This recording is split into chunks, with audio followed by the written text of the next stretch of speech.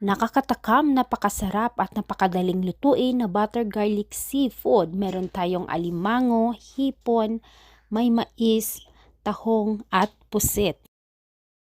So, ayan guys, for today's video, magsi-seafood boil tayo. Ayan, gagawa tayo ng seafood boil ng ating New Year's Eve na handa.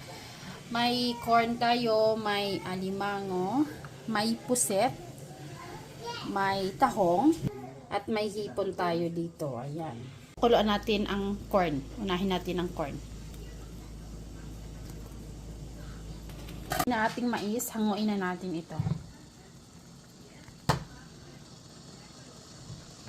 Sunod natin ang crab. Yan, nabili ko na siyang ganyan guys. Nakahiwa-hiwa na. Okay na ang alimango.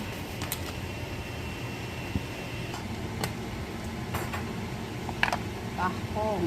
Okay na ang ating tahong. Ayan.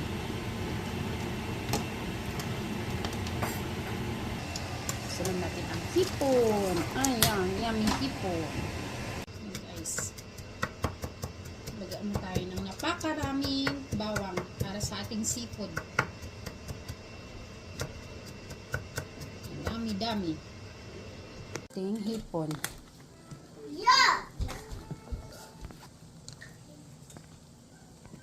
Ayan. Ayan na sila. Napakuluan na. Ayan natin ang butter. Lagay natin ang bawang. Ayan. Maraming bawang mas masarap. Ayan. Gisa-gisa. Hanggang sa golden brown ang ating bawang. Ang bango.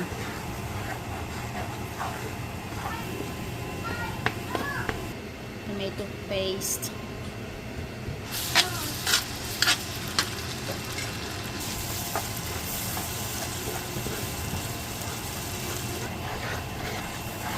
Oyster sauce. Ayan, oyster sauce. Ketchup. Ayan, nilagyan natin ng banana ketchup guys. Sauce pa lang, ulam na. Lagyan natin ng Sprite.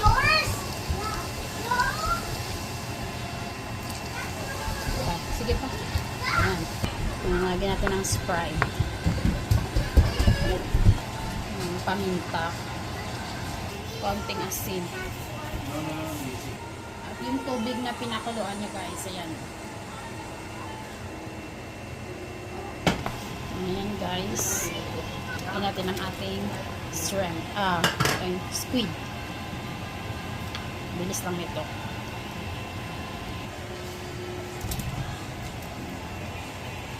Lagay natin ang corn.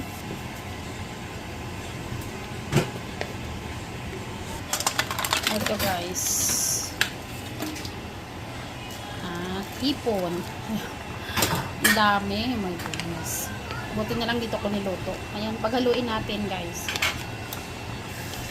Ayan, mix lang natin para pumantay sa ating sauce. Guys, okay na ang ating seafood boil. Ayan.